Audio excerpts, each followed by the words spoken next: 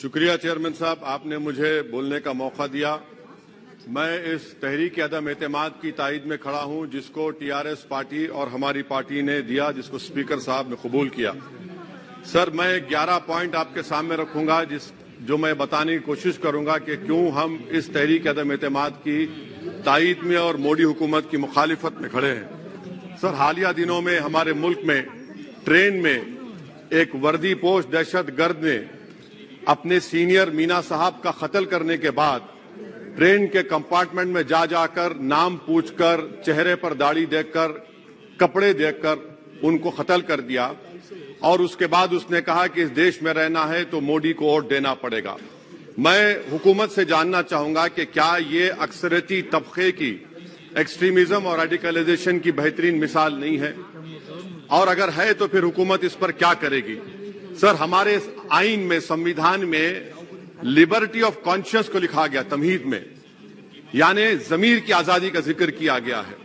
मैं हुकूमत से और खास तौर से वजीर आजम से जानना चाहता हूं कि कहां गया इस हुकूमत का जमीर, कॉन्शियस जिसको अंग्रेजी में कहते हैं, जब नूह में 750 इमारतों को बगैर ड्यू प्रोसेस फॉलो किए उनके इमारतों को मुनज़्ज़म कर दिया गया, और इसलिए कि वो मुसलमान थे, पूरे के पूरे इलीगल थे।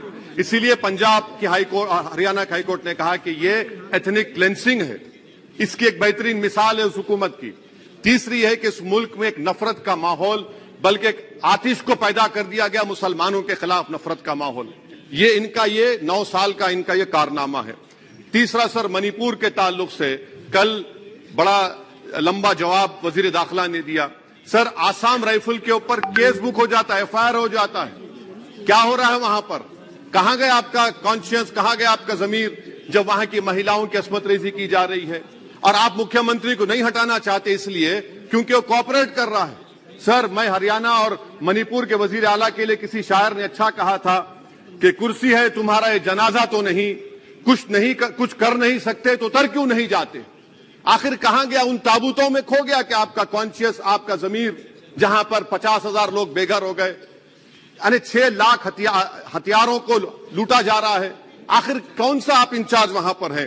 सर, 14 पॉइंट, हिजाब को एक मसला बना दिया गया और मुस्लिम बच्चों को तालीम से महरूम कर दिया गया। क्या ये आपका लिबर्टी ऑफ कॉन्शियंस है? कहां गया आपका जमीर? सर, अभी आपने फाइनेंस मिनिस्टर साहबा ने कहा, यहां पर डीएमके के मोहतरमा कनीमोजी ने महाभारत के द्रौपदी का जिक्र किया।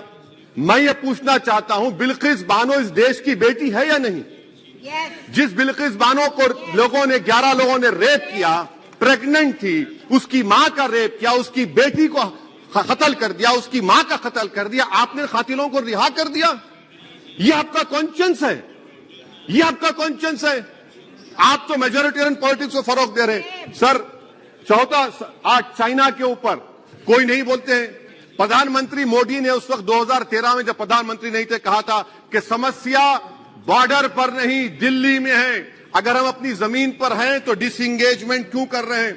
क्या आज चीन हमारी जमीन पर नहीं बैठा है? क्या आज चीन से आप बातचीत कर रहे हैं? आप डिसएंगेजमेंट कर दिए। बताइए डी एस्केलेशन, डी इंडक्शन कब होगा? मैं आपके जरिए से हुकूमत को बता रहा हूं कि अगर प्रधानमंत्री ने अहमदाबाद में शी जिनपिंग को बुलाकर झूला झुलाया था, क्या हुआ? क्या नतीजा निकला उसका? चेन्नई दिखाया, क्या नतीजा निकला? सर, इसलिए चीन पर बोलिए, चीन को उखाड़ कर फेंकिए। सर, और एक पॉइंट जिस पर मैं मुखालिफ तायद में खड़ा हूं, हाई इन्फ्लेशन है इस मुल्क में, हाई अनएम्प्लॉयमेंट है, स्टैग्नेटिंग कंजम्पशन है। इसकी वजह से महिलाओं में हाई एनीमिया लीड कर रहा है। ये हुकूमत इसकी जिम्मेदार है। सर, कुलभूषण जाधव कहां है? पाकिस्तान में बैठा है। आप क्यों नहीं लेके आते? आप विश्वगुरु कहते हैं, कुलभूषण जाधव को भूल गए आप। कतर में 8 नेवी ऑफिसर 1 साल से जेल में हैं, आप नहीं ला सके उनको। सर, और एक चीज, 1991 का प्लेसेस ऑफ वर्शिप एक्ट इस ऐवान में पास किया गया था कि तारीख के जख्मों को नहीं खुरेदा जाएगा। आप खुरोद रहे हैं उनको। मैं आपको इंतबाह दे रहा हूं, वार्न कर रहा हूं, इस मुल्क को 90 के दहे में मत लेकर जाइए। 91 का एक्ट सुप्रीम कोर्ट में जवाब दीजिए कि आपकी हुकूमत 91 प्लेस ऑफ वर्शिप एक्ट की कायम है, उस पर कायम रहेगी। यूसीसी, सर, इस यूसीसी का फॉर्मूला क्या है? एक मुल्क में एक मजहब, एक कल्चर, एक जबान। ये तो डिक्टेटरों का फॉर्मूला है। भारत एक गुलदस्ता है, भारत एक मोजाइक है। यहाँ पर बेशुमार जबानें, बेशुमार मज़ाहिब बोले जाते हैं और हिंदू अनडिवाइडेड फैमिली में sir I am concluding 8 crore 75 Hindu खानदानों को 3,800 करोड़ डिडक्शन मिला। इसके बारे में आप क्या कहेंगे सर? मैं कंक्लूड करने से पहले आपको बताना चाह रहा हूं कि माइनॉरिटी वेलफेयर का बजट 40% कम कर दिया गया। पढ़ो प्रदेश प्री मैट्रिक स्कॉलरशिप कम कर दी गई। मौलाना आजाद फाउंडेशन खत्म कर दिया गया फेलोशिप, और इसकी वजह से 1,80,000 मुसलमान हायर एजुकेशन में गायब हो चुके हैं। सर मैं इख्तिताम में कह रहा हूं कि पसमानदा मुसलमान से प्रधानमंत्री को बड़ी मोहब्बत है। ये कौन सी आपकी मोहब्बत है पसमानदा, जो आपका एक मुसलमान मिनिस्टर नहीं है वहां पर?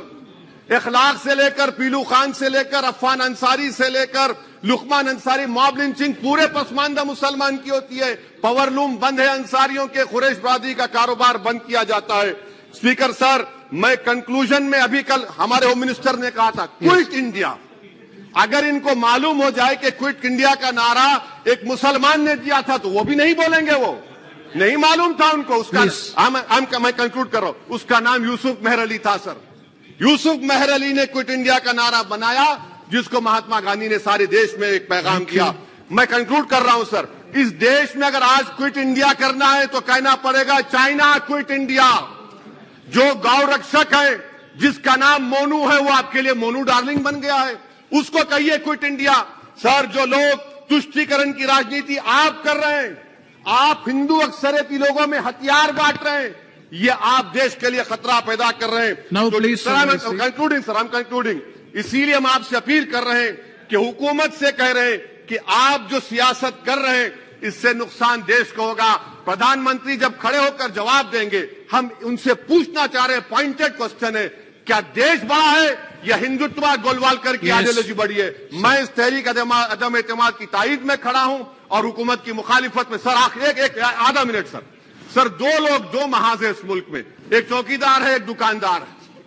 एक चौकीदार एक दुकानदार है। जब जुल्म हम पे होता कोई मुंह नहीं खोलते। यूएपीए का कानून अमित शाह ने लाया, इन दुकानदारों ने तायद की। आज उस यूएपीए का कानून में 83 साल का बुढ़ा सिपर खत्म करो, सिपर नहीं होने के से मर गया। आखिर कब तक दुकानदार और चौकीदार हमारी लाशों पर सियासत? सर हम कंक्लूडिंग, कब तक सियासत करेंगे? अगर आप जुल्म के खिलाफ आवाज नहीं उठाएंगे तो आपकी दुकानदारी नहीं चलेगी, चौकीदार को बदलेंगे।